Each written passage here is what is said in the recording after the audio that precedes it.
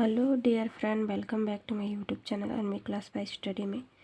आज हमारा लेसन 2 का थर्ड पार्ट है, थर्ड यूनिट, जिसमें हम पढ़ेंगे अधिगम का नियम, लॉ ऑफ लर्निंग।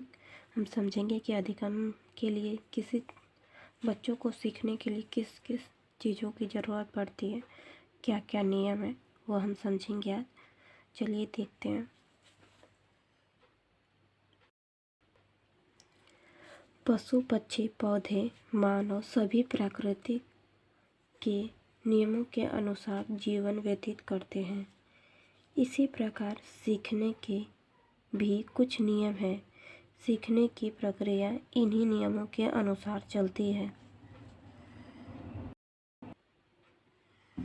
थर्डाइन एक मनोवैज्ञानिक है जिनके बारे में कुछ है, देखिए हम समझते हैं। थर्डाइन ने सीखने के कुछ नियम बताए हैं जिसके प्रयोग से अध्यापन प्रक्रियाओं को और अधिक प्रभावशाली बनाया जा सकता है। इन्हें सीखने की 3 मुख्य नियम एवं 5 पांडव नियम प्रतिपादित किए हैं। जो थर्डाइन है ना, इन्होंने ही अधिगम के नियम दिया है, जो इसमें से 3 सीखने के नियम है और 5 पांडव नियम है। इन्हीं 3 सीखने के नियमों को समझेंगे और 5 पांडव नियमों को समझेंगे। हमारे पेपर में जो भी आएगा कि अधिगमन के नियम क्या है, हम लिख सकते हैं इन तीनों में से भी या इन 5 में से भी लिख सकते हैं। चलिए हम देखते हैं कौन कौन से वो नियम है।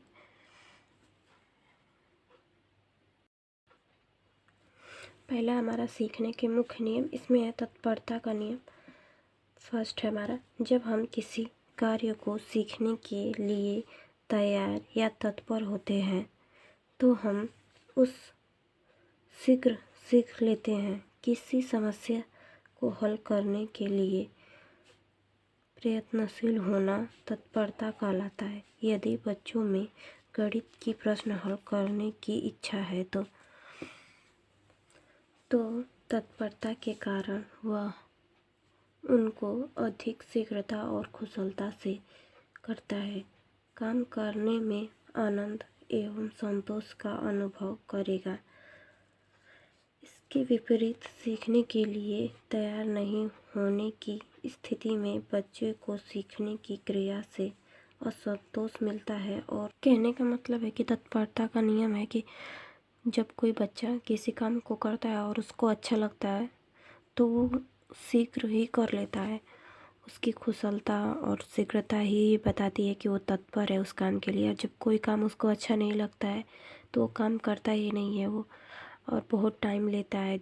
जैसे कि कुछ बच्चों को मैथ पसंद होता है, कुछ बच्चों को मैथ नहीं पसंद होता है, तो जो जिन्हें पसंद होगा वो अच्छे से अपना जल्दी से काम ख़त्म कर लेते हैं, और जिन्हें नहीं पसंद आता वो टाइम लगाते हैं।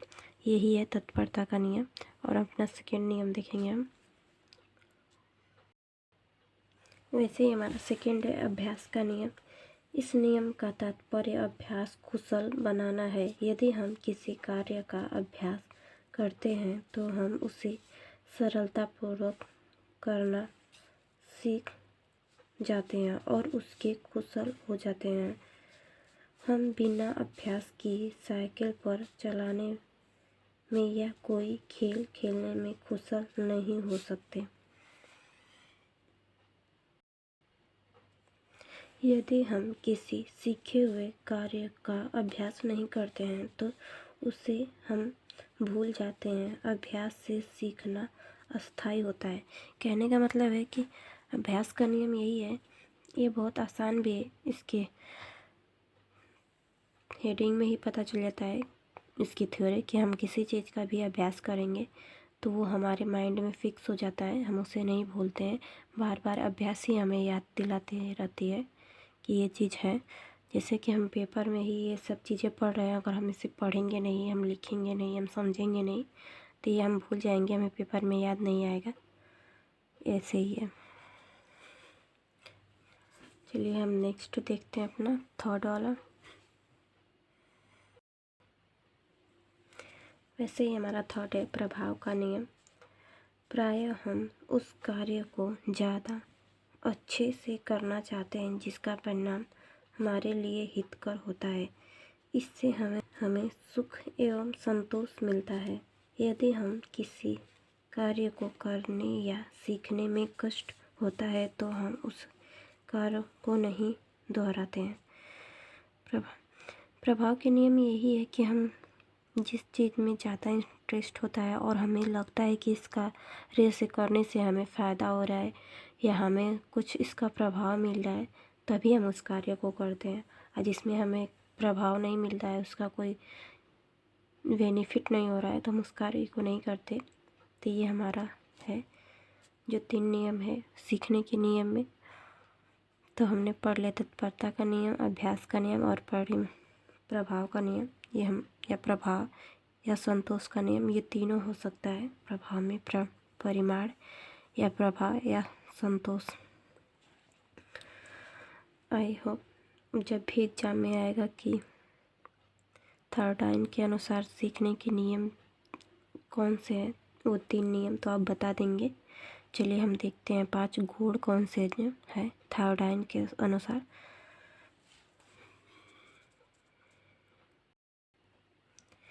थर्ड गुण नियम क्या है देखेंगे। थर्डाइन ने सीखने के 5 गुण नियम का प्रतिपादन किया है। इन नियमों का महत्व नियमों से कम है, उन नियमों से कम है, इसलिए ये गुण नियम है। चलिए देखते हैं वो कौन कौन सा है। पहला है हमारा मनोवृत्ति का नियम।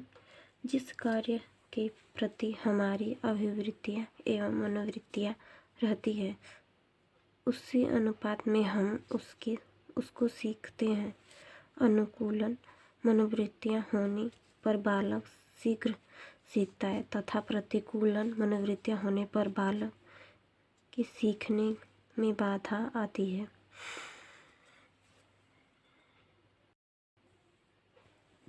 वैसे ही हमारा सेकंड है बहु अनुक्रियाओं का नियम। इस नियम के अनुसार जब हम कोई नया कार्य करना सीखते हैं तब हम उसके प्रति विभिन्न प्रकार की अनुक्रियाएं करते हैं। इनमें से कुछ अनुक्रियाएं लक्ष्य प्राप्ति में सहायक नहीं होती, उन्हें हम छोड़ देते हैं और फिर भूल जाते हैं। उन्हें की बहु अनुक्रियाएं का नियम कहते हैं। चलिए हम थर्ड देखते हैं अपना। वैसे ही हमारा थर्ड है आंशिक क्रिया का नियम। थर्डाइन का मानना है कि यदि बच्चों के सामने किसी समस्या को छोटे छोटे भागों में विभाजित कर प्रस्तुत किया जाए और एक एक भाग का समाधान किया जाए तो बच्चे पूरी समस्या को शीघ्रता एवं सुगमता से समझकर संपूर्ण कार्य को पूरा कर सकते हैं। वैसे ही हमारा अनुरूपता का नियम। जब व्यक्ति के सामने कोई नई समस्या आती है तो वह अपने पूर्व की अनुभवों एवं प्रत्ययों का स्मरण करता है और उनकी तुलना करता है कि उसके अनुसार क्रिया कर समस्या का समाधान खोजने का प्रयत्न करता है। वैसे ही हमारा 5 है, उसे देखेंगे। वैसे ही हमारा 5 है संबंधित परिवर्तन नियम। इस नियम को साहचर्य परिवर्तन का नियम भी कहते हैं। इसके अनुसार कोई भी क्रिया जिसे करने की क्षमता व्यक्ति में होती है उसे एक नए उद्दीपन के द्वारा भी उत्पन्न की जा सकती है। इसकी क्रिया का स्वरूप वही रहता है।